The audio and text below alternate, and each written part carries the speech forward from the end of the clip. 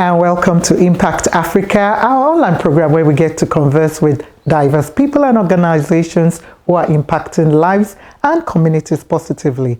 I am Dr. Kemi Akiode Adebayo, known as Dr. Mama K, and in today's program to share our story is the creative, multi-talented, this woman, she's an entrepreneur, she's young, you can see. She is Mrs. Amilomo Ichoku. She studied law, a fashion designer. She bakes, she cooks. I can tell you more and more. She's into photography. And she is the founder, owner of House of Aims, which is based in Cape Town, South Africa. Yeah, she's so talented. And maybe something I left out is she's one of our dedicated and committed volunteer with Bold Moves Africa. Amy, and as well, I forgot that. Yeah, she's like my daughter, sister, friend, mentee, everything combined together. But today we are talking about her. It's not about me. Welcome to Impact Africa. How are you today? I'm good. Thank you for having me here. It's a pleasure. So let's go back to where you come from. Where you're originally from, family, life growing up, whatever you want to share, your education. Okay, so I am from Nigeria. I am an only child, and I grew up in Nigeria, studied there until I was 17 and left for Cape Town, and came here when 2010 thereabout, and then So you left Nigeria to come and study? Yes, I left Nigeria to come and study. All right. So, but before we come to you studying law in Cape Town, let's talk about Nigeria first. Okay. Only child. How is that? Because I can't even imagine me being an only child. How is that for you? Okay. It didn't necessarily feel like that. Like I was an only child.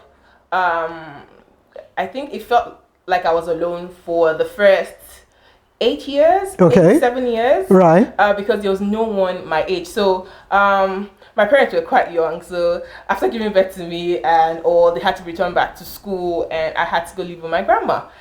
Living with my grandma was amazing. She is the best person ever. And they were just adults. and I'm sure you were spoiled. Were you spoiled? No, you wasn't. Grandma didn't spoil you. I don't think I was spoiled. No. I just think I was given the necessary care. So you're the first grandchild. Okay, yeah, so you must have a very close relationship with your grandma. Yes, I do. Okay. She is basically my everything. She is my supporter. She is my backbone. Before I could complain, before I even feel like, she already feels it, and she would call, "Are you okay?" I just felt in my spirit that you were. I'm like, "Oh no, I'm fine." Like, tell me, are you sure you're okay? Then I'm not feeling so good. I felt it. Okay. So we have that type of connection. How old is grandma now? Grandma is almost hitting 90. She is 80. Wow. 88, 18. Okay. Wow. That's awesome. So she must be so proud of you. Yes, she is. Right. She doesn't forget to tell me every day. She sings. Okay, in the Yoruba culture, it's called Oriki. But she's Edo. But she always has that. Anytime we call, she's always, "Oh, Amy, my Lily," and then she goes on and on and on in her language, and I'm like, okay, now she does it to my own child. She's extended now. So, Amilomo, what does that mean? Okay, so let me just give a breakdown of my ethnicity. So I am Igbo. Okay. Which a lot of people wouldn't think that you are. A lot of people don't know that. So I am Igbo by birth, and my mom is from Bayelsa. Right. From Bayelsa, Odi. And my dad is Imo. But I didn't grow up with my parents. I grew up with my grandma. And my grandma from my dad's side is Edo.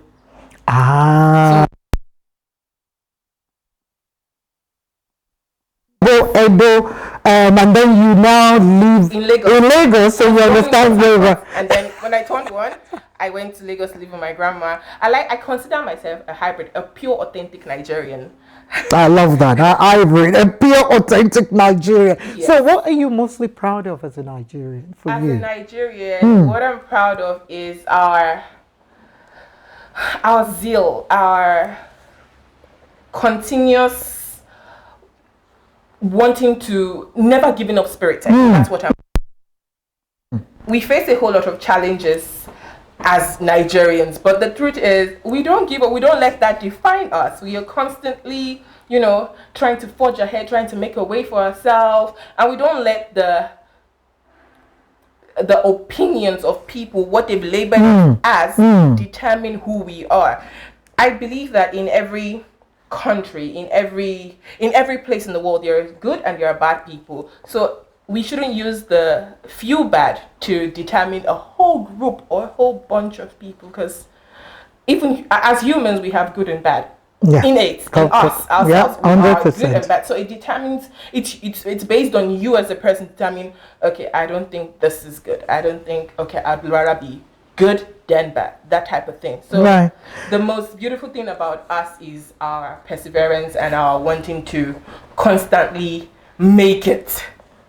That's the one thing I love. I love that, to constantly make it, the hustle, whereby we need to keep the zeal. So let's go now to, you relocated to South Africa to come and study. So can you share that journey now with us? What you studied and what happened thereafter? Okay. And I turned 15, and then my uncle, who lives he used to live in Cape Town, but then he moved to Johannesburg, called and was like, okay, so what are you doing?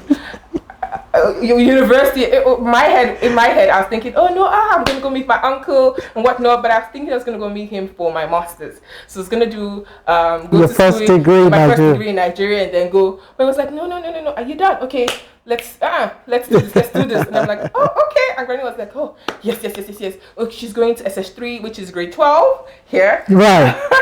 And as soon as I was done, I sent all my papers, sent it to UWC, and I think it was on the 3rd of December I got a response. Was it 3rd or 3rd of November there, 2009, I got a response, and we had to just start get this done. Everything and trying to get everything done. And by the 17th of January I was here, and that was my first time flying internationally alone. Wow. How old were you then? I was 17. 17. Oh my word. So were you afraid of the unknown, or because he was here, you probably felt reassured? And was there a culture shock for you when you first came? Maybe let's go into that one. Oh my goodness. At 17, you're flying alone and into a new country. It was a mix of feelings. There's a mixture of feelings. I was excited. I was not necessarily sad, but I knew I was going to miss my grandma a whole lot, because that's the person that's my backbone. That's the person who I go to for basically everything. Yeah. And getting here, meeting him, it was like, wow, it's so different from where I come from. So it was exciting more than anything. I was excited to be here, and we left Johannesburg, I think, on the second day of my arrival in Cape Town, because that's where I was going to be studying. And moving around, looking, it was different. The air was different. The roads were different. It was a huge shock for me, right? And the people were different. It wasn't like where I'm from, where once you walk on the road, someone would say, hi, Caro. They'll greet you in their language. Yeah, mind your business. I think that for me was like okay, Amy, you need to take it down a bit. I'm so used to, oh, hi, hello, how are you? And then I get you and I'm like, oh, okay. Yeah, everybody, especially Cape Town. Joburg probably is not like that, but maybe a little bit. But anyway, now let's go on before I get into trouble. People think, no, it's not that. We're just talking about the reality, which is what is the reality in UK as well. You're on the train, everybody's minding their business, and unlike West Africans, because I think it's a West African thing. Yeah, I think so where we're always like talking. For instance, yesterday I went back to my alma mater, UWC, and I was just walking and just looking at people's faces. They would respond with, because I'm pushing a baby, and now they would respond with a smile. Now it's different, actually, when you are of the same color. They look at you and they smile. Oh, that's a sign of greeting. So it's no longer the whole, now I know better, so it's not a... So now I use my To eyes acknowledge. to acknowledge people, to greet, because I mean, Or that's like the way- before, like before when he does, hey, and yeah. people thought it was too much, Yeah. and thought it was whereas that was just The how I was culture. raised. That was my culture, and but now I'm used You're to used it. to it. Rather, So now let's go into you as an entrepreneur and the founder and owner of House of Ames, which obviously you're doing various things, but I want to share what you're doing, although I know we want to focus on a particular, hustle, as we call it. But why did you decide, to become an entrepreneur, even though you studied law? And how has the journey been for you? Okay. The journey has been it's been a roller coaster, to be honest. But why to tackle that question, why I decided to be an entrepreneur. So I worked when I left. Just a bit of a background. When I left here after studies, I went back home. I got married. I did my NYC, had a baby, and then I started working. I worked as a real estate executive for a real estate firm in Nigeria for almost 3 years.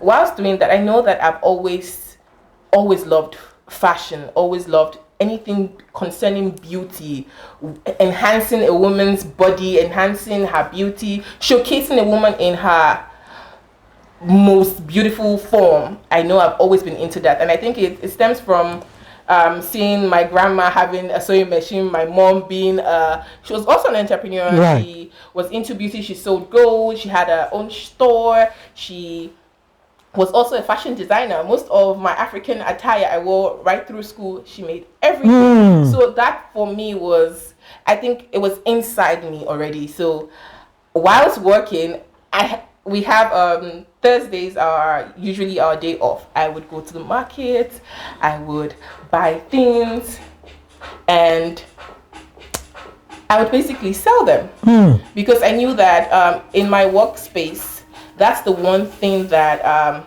women love, to look good.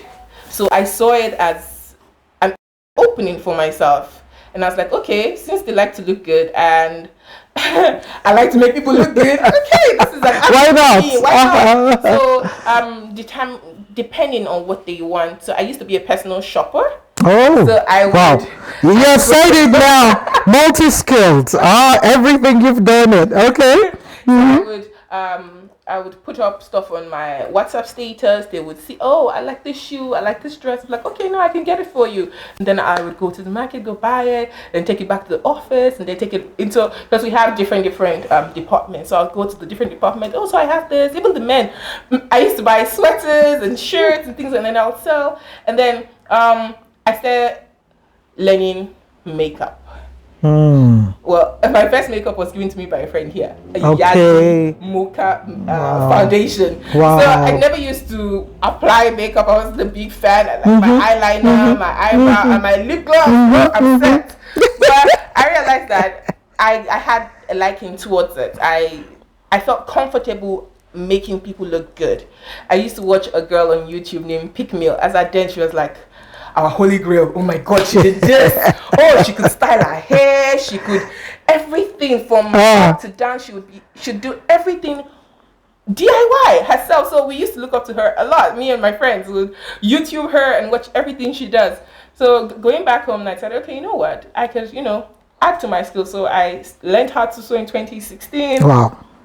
2017, 2018, 2019, I then went to a makeup school in Yaba, and I did a little bit of that for a while, finished, and I was doing it whilst working. So on my day off, if I don't go to market, I'm at the studio learning how to do makeup, taking notes, doing this and that, getting people to come and do makeup on them. So yeah, everything beauty for me is.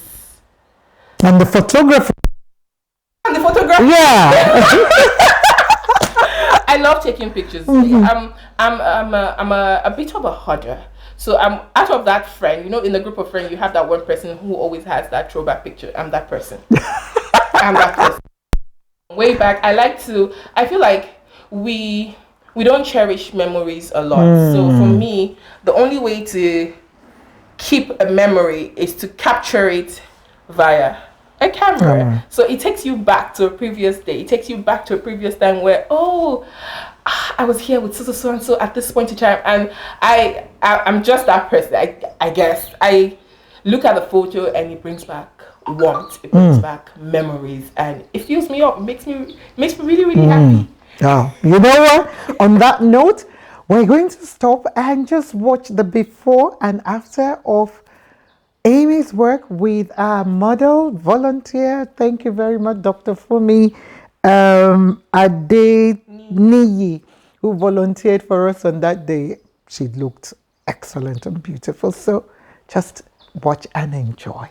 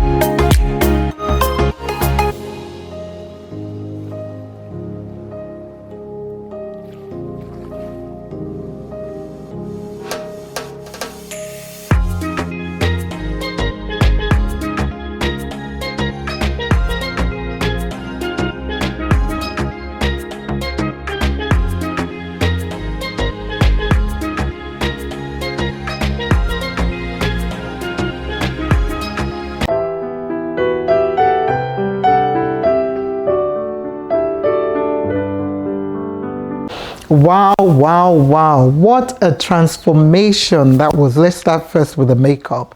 That was just a transformation, but we'll come back to that. But let's go back to Amy, an only child born in Port Harcourt, left Nigeria at the age of 17, grew up with your grandmother, who you have a very close relationship with, and then your uncle, asked you to, to come and study here in South Africa, did law, finished, went back for NYC, got married, came with a baby, started House of Ames. Wow, wow, wow. And then into photography, into makeup and fashion designing, all things which you basically learned, you upskilled yourself, a personal shopper, as well.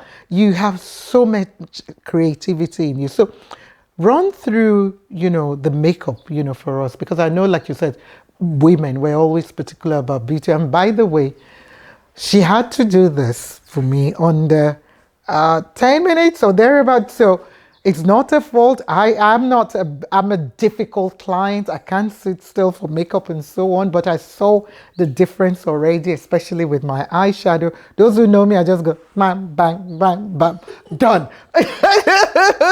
So, but for a normal, if you want to do your makeup, how long would you advise for people to spend? If you're not getting somebody to do it for you, how long normally should you spend from foundation to, and things like prep, that? Foundation, Right. Contour. Okay, well, it depends on what the person wants. Okay. So it's an individual thing. So you Right. can do like a rough face bit within 20 minutes and you're done if you're just putting your eyebrows. I do 5. That's why my eyebrows is always going like that. I like that. Okay. If you're just doing like a foundation and a powder and just your eyebrow, 20 minutes tops should be enough, 20 to 30 minutes. But if you want the face bit, the whole glam, the tags and all of that, you're looking at an hour, Okay. an hour 30 A minutes. minimum And 1 to hour. get everything in place, let's just say an hour and a half to Right. two. So you need to You dedicate need that to much time. dedicate because Okay. there's a whole lot that goes into making a person look good. You have to take care of the face first and foremost. You have to clean the face, prep the face with Right. makeup. Right. So you don't just rush into it. Actually, if it's an occasion, you don't want your client going in and they're dancing or they're busy and then they're sweating and the face is caking out. Right, right. So the a whole right lot- preparation Yes, needs to matters. be done. You know, Yes. it matters. So for you, you know, as a makeup artist, who are some of your clients? Oh, and where would you want some of your clients? Are they professional? Are they young people? Are they seniors like me? Who are your Yeah, clients? everybody. As long as you're a woman, Right, as it's long as everybody. you're a It's- woman. I've my youngest so far has been I think at that point it was last year. I think she was 11 or 12. Okay. She's going for ballet. Right. So her mom had me do a Right, touch up. right. So something clean, something simple, not too much. And that's Because as an 11-year-old you child, don't want you don't her want to them to like look an too adult. much. No, you Exactly. want her to look like a kid, but you just want to harness her beauty. You just want to probably pop her eyes a bit, and show her lips. Put on some lip gloss. Put on some, nice little eyeshadow and mascara for her eyes, and that's all. And I see when you were, working with Dr. Fumi there, you were listening to her, you were enjoying it. And when you needed to work with me, with that quick one that we did, even though I was stressing you and I was like, no, I don't want this, you need to rub it, you still listened. How important is that to listen to your client? It is very important. It is everything basically. Especially if you want a returning client. You don't, for me, I think customer service in everything that we do is key. I take it to a different level. I like to listen to people. I need to hear what you say and then I need to apply it so that you are comfortable with what I'm doing. I don't impose what I think is good for you on you. I ask, is this okay? Are you fine? I'll let you know. And then if you don't like it, you need to be comfortable in how you look. I don't want to change who you are. I just want to harness your beauty. So you let me know if this is okay. If it's not, we tweak it a bit to suit what you need. So that's my final question for this segment, but I need to ask. I know it's going to be a funny one or a strange one for some people. Because sometimes when I say some women, they overdo the makeup, where yes, you want to harness your beauty and all that, but then you might not even recognize them and they look very strange, or the ones who don't even know how to apply it, where it's like Rainbow Nation on their face, where you have color red here, color blue here, the rouge, what would you advise such women, in terms of, and sometimes I wonder, for me, I'm like, do they not look at themselves in the mirror? Or somebody tell them that it's maybe a bit too much. Because yes, you want to look beautiful. Well, unless maybe that's my personal choice. Maybe, let me put a disclaimer now. Maybe it's my personal choice. Maybe some people really, really want to have, to look that. I don't know. Do you find that? We get people who like the heavy look. I think preference is key. Right. Okay. So that is preference. Yeah. Okay. So for some, so you do have the look. Yeah, but the the one to people who have been here, on my couch always come for a soft glam. Majority of people who I work with want the soft glam, want the little contour. They don't want different colors on their eyelid. They just want that. Oh wow, you look good type of feeling. Right, like you said, your eyes to pop out. Because I've seen some makeup where when they showed the before and after, and I'm like, huh? Is that the same person? you know? Change. Yes. Turn around. But there's some like that. Some look really, really nice, and they, Especially if it's like an occasion, a wedding, a yes, traditional attire. yes. You need yes. that vava voom. I agree. Actually, I agree with that. A proper occasion where you need to stand out, because sometimes you need to elevate and stand out, and depending on what you're wearing, you need to make sure that the makeup suits the attire. So we have those occasions as well. So for that, Right. It is And quite then normal. some women sometimes want to cover scars or even tribal Yes. marks. I have tribal mark. A lot of people don't see it, but I do have it. And people normally think, oh, okay. We don't really see it. See you. You know what? We'll be right back for more.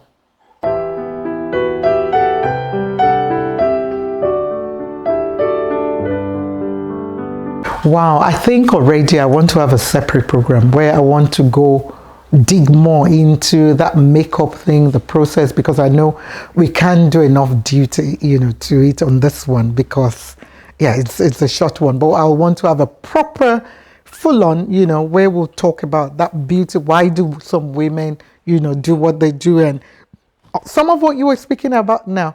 But now let's now go back. But thank you for that demo, and thank you, Dr. Fumi, for allowing us to use you as a model, for today.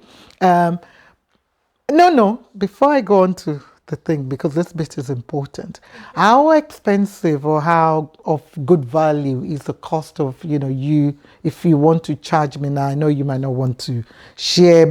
I don't know whether it depends on. Depends. Okay, so it depends. So from what range I have, maybe that would be useful. If it's just a soft glam, makeup is expensive. So if it's just a soft, And a lot of women are ready to spend the money. So to be honest, maybe not me, but a lot of women, when I hear what they pay, I'm like, what? So about makeup, the anything to do with beauty, the hair, the makeup. So yeah. So it's $450. Okay. For a soft glam. Okay. If it's just your natural look, things like that. But if it's, and it also depends. Am I traveling? Are you coming to me? So all Right, that has to be right. put into, So you can go to people's yes, I home can as well. definitely go to people's Okay. homes to do their makeup. Right. And I can have people come to my studio to do their makeup. So it all depends on the logistics involved. Right. Yeah. And you can do weddings, so you can go, the way when we have a lot of destination weddings or birthdays, people who Yes. come here, and I'm normally getting a lot of Nigerians say, yeah, we're coming, can you get makeup? So can you do that in case we have people, so you can, do the makeup for the bride, the bridegroom, the bridal tray, so you can do all that. Okay, all right. It's just a matter of, dialing the number.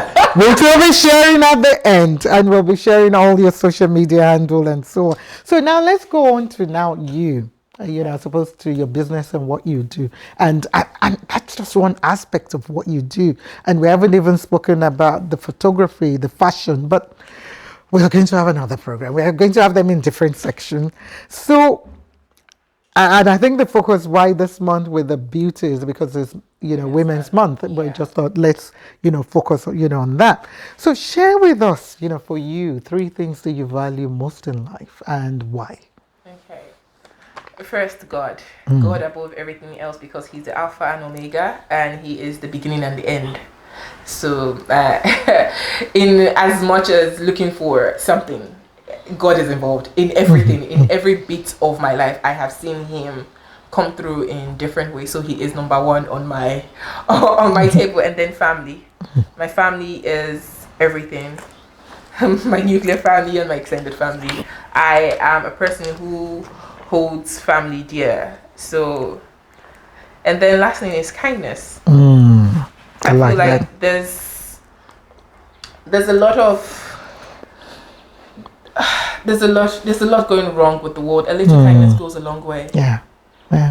People go through things, and just a smile to the next person beside you could be the warmest thing that person has seen or experienced in a while.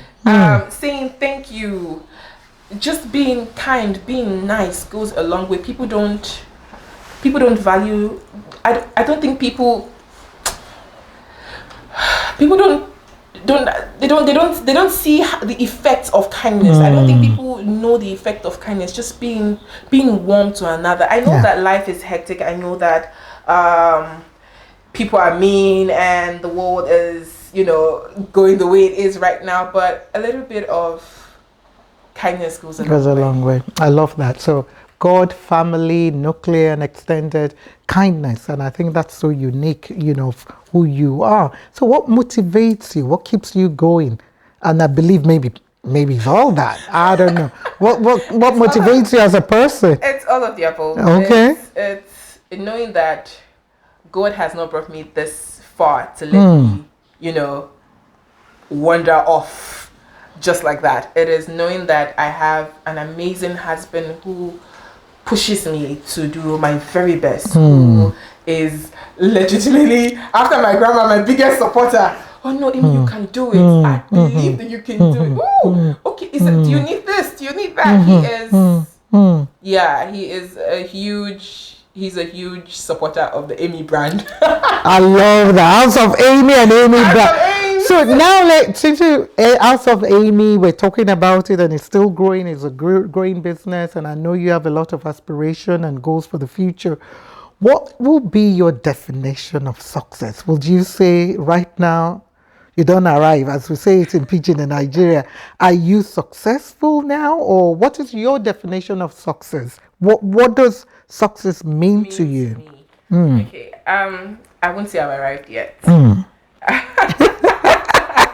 I haven't gotten to that stage yet. But for me, I feel success is it's different for each and every person. It's knowing fully well that you've set out your plans, set out your goals, and you're getting there. Yeah. You're hitting it. Right. For me, knowing that, okay, in every different aspect of my life, there are goals, and I feel like there are successes in different places. I'm not where I want to get yet, right, but for each and every goal, I feel like there are successes I have hit so far. So for example, with my family, I think that's a success. My kids, my husband, for me, is a success. Right. I like that. So now let's go on to being a leader, because obviously, even though as an only child, you're the first grandchild, like you said, so you're a leader in that capacity. You've probably been leading in the real estate business. As a personal shopper, you were leading, going. What is your definition of leader, and what qualities do you think a good leader should have? Okay, for me, a good leader should be compassionate. You being a leader does not make you above every other person. It simply means that you're helping people, you're showing people the way. Right. So if you're leading, it's basically public service. That's how I see it. You don't for a successful leader, you don't stand and then you do, oh, you there. You lead. You show people the way. You don't condescend. You don't manipulate. You don't do some certain type of things that make you seem like you're better off. Yes, you could have expertise in different areas, which makes you the leader that you are, but at the same time, carrying people along in the most humane possible way ever makes you that successful leader. Right. Okay, you know what? We'll be right back.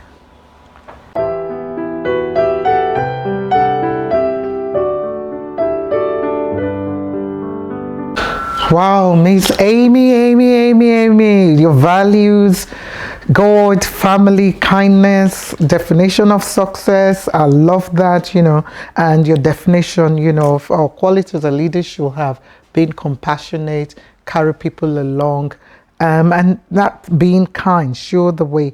So for you as a young entrepreneur and as a woman, as well, what are some of the life lessons, even though you're still young, very, very young, but I still believe for me, there's still a lot to learn even though you're young, because we could have a young 7-year-old Amy in Port Harcourt, who would like to say, okay, you know what, Auntie, what have you learned? What are some of the life lessons that maybe if you knew you wouldn't do a different way?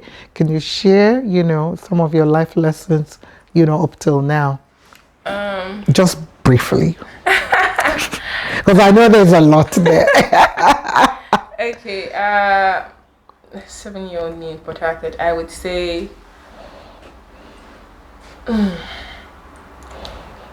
Don't let things go. Don't fester on the past too much. It's happened, and take your lessons. I don't see them as losses. I see them as lessons. Take it, learn from it, and forge ahead. And love as much as possible. Don't let people change the person that you are, because who you are is beautiful. Take the lessons, adjust with it.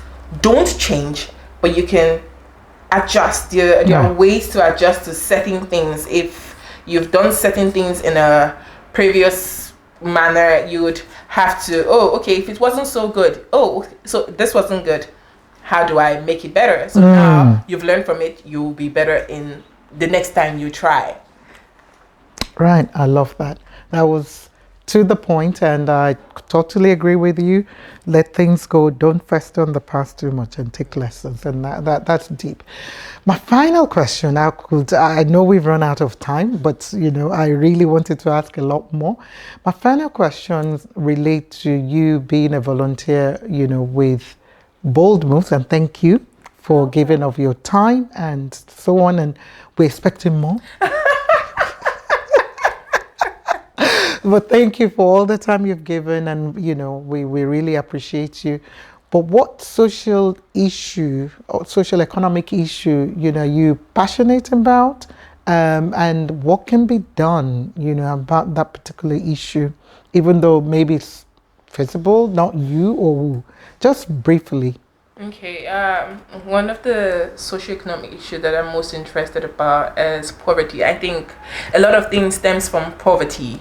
The fact that the crime rate is the way it is stems from poverty. The fact that people are sick stems from poverty, not having enough good medical care and things like that. Everything stems from, well, not everything, but I feel like majority of the issues we have, socioeconomic issue, stems from poverty. So if we could tackle that to create more empowerment programs for the youth, even the seniors, the older generation, so that they're not left depending on the youth, and then the youth are pushed towards crime.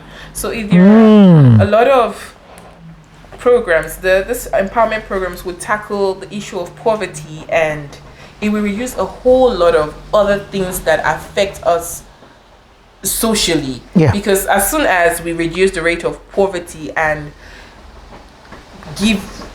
create job opportunity for people, a whole lot of things becomes better. The world itself becomes better, because when you're poor, you're not necessarily thinking of, I'm sure the people who are out there robbing people, they're not thinking of, whether or not what they are doing will affect their generations or things like that. All they're thinking of is, how do I eat right now? It's the now. But if we create an empowerment program that helps solve their immediate problem, it extends to, each and every area, and it extends to everyone. Everybody, we live in a better, we will not live in a better space. Nobody will be too afraid of going out in the evening to take a jog, because you're afraid that, some guy might be too hungry and want to, stab me for my phone and go sell it to, get something out of it. So tackling poverty, I think, is the best way to go to help us. Right. Wow. I know we've run out of time, but I love that, and and you're quite right. I know there's a lot of empowerment programs already happening, but what you're saying is doing more, because we can never have too much. Old and young, at the end of the day, and job opportunities, or starting your job, just like what doing, creating the job yourself, being an entrepreneur. And I heard that somewhere. Hey, I saw a video from a guy in Brazil. So he was carrying what they call it, it's like a wheelbarrow. Okay. And he was pushing it, and he stood, and so I think a friend was recording, and he said, if you don't have job, you create job for yourself. You see this thing that we do in Nigeria, where people are coming from the market and guys, this is what I'm doing here, and it's sustaining me. I'm building houses, I'm doing them, and I'm like, there's never There's no excuse, No, and actually. there's dignity in labor, And there's any dignity job, in labor. anything So you do. whatsoever you think you can get your hands on, do it. Yeah. Yeah. Do it for yourself. Yes, there's no job. The government cannot provide everything. So what can you do? Oh, okay, you can wash people's car. You get your little money here. You can find something to do with your hands, because I mean, your God gave you those hands to be useful, so make use of them. And you are doing a lot with your hands, huh? Is it doing hair? Is it doing makeup? Is it cooking? See, you're doing so much. Photography is just Yes, it's your the hands. hands. It's your hands. And Your God hands gave you, and I think what I normally tell, when I do a lot of talk in schools is, relating it to the Bible where God told, Moses, what is in your hand? With that rod, you can do so much with it. So, Yes. what is What in is your in your hand? hand? Wow, Amilomo Nwaneri Ichoku, we celebrate you, we honor you. You're still young, there's still so much, ahead of you. And we know God has big plans, for your life, and is going to continue to use you. Just like you've said, kindness is a virtue that you hold on to, dear. And I know you do that. And we know that will continue to translate, into various ways. So we can't wait to see how House of Ames grows and develop. We're throwing a challenge, at you as well, so that by the time we come back, we'll be hearing, yes, House of Ames has created employment for 2 more people for this, and is inputting that. Yeah, at the end of the day, that's what I intend on doing, to Right. empower other people, to empower the youth, to empower growing girls, even guys get into makeup this day, and they do a beautiful job. Empower the youth, basically. Yeah. Teach them what I've learned, and hopefully they go out there and they become use even it. better. I love that. Well, Amy, we're not doing this program used to be called This Is Your Life. That I knew. So we just want to say thank you. We appreciate you. And guys, remember, Bold Moves, we make the merchandise. So we're just saying thank you, so that each time you take the tea, you'll remember Impact Africa and the key for yo. I know you're thinking, what was she asking for my picture for? Oh, no wonder. This is so nice. Oh, thank you so You're most much. welcome. We celebrate you. We appreciate you as a volunteer with Bold Moves as well. And as well for what you're doing, making people beautiful, because that's impacting lives positively. You'll be, amazed at how when you make people feel empowered, and as a woman, feeling wow. And it gives them that confidence. So you're doing a lot in the community already. So we celebrate you, we honor you, and we wish you all the very best. We will be sharing your details. So if people want to book you for the makeup, for photography, can they book you for photography yet? Not yet. Okay. We're still working on that. She's still working on that. Yes. And to sew, she's still working on that one. Yes, but the I am. makeup, But the makeup is is one of the service that Yes. she is ready, and she's already doing in different ways. And yeah, she does make all those snacks, the small chops, fish pie, and so on. So if you want fish pie or whatever else, you can make those ones. Yes. So there you go. All right. She does make for us for Bold Moves when we need to do a program and so on. So yeah. But this is about empowering you and seeing you, whereby the next stage of your life, God will continue to make you grow. So you're an asset to your husband and the children and my grandchildren, by the way. So we are confessing now. So yes, to Jesse and Jasmine, shout out to you guys, and Emmanuel, we see you. Thank you for being a he for she and supporting, because it's not all the time that we hear that. But when for me, I hear men who are supporting, or husbands who are supporting their wives. Kudos to you. Thank you for what you're doing. We love you. We celebrate you too as well. So in closing, because we've run completely out of time. Completely. We are going to have part 2, but let's finish this one. I need you to just give words of encouragement to our young people out there.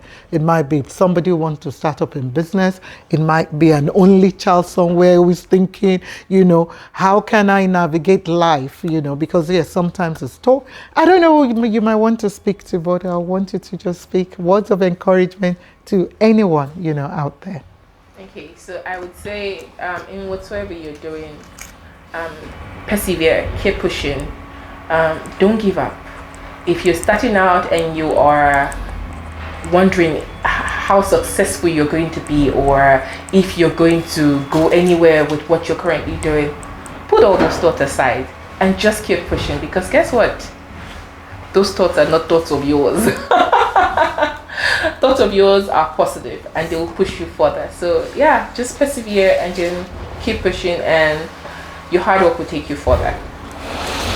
Ah, beautiful. Keep pushing. Don't let go. I mean, don't, what's the word? Give up. Persevere. And you said earlier, let things go. Don't fester on past too much. Just a lot, in there. Keep pushing. Keep pushing. Keep pushing. Thank you so much. We celebrate you. Thank you. Thank you for having me. It's a pleasure. It's a pleasure. Well, that's all we've got time for on another Impact Africa. Remember, we will be sharing the social media handles for House of Ames, where you can contact Madam Amilomo Ichoku directly for bookings or anything that you might want concerning makeup and more. So we'll be sharing our details. Till next time, stay safe, stay blessed, much love. Remember, God is love.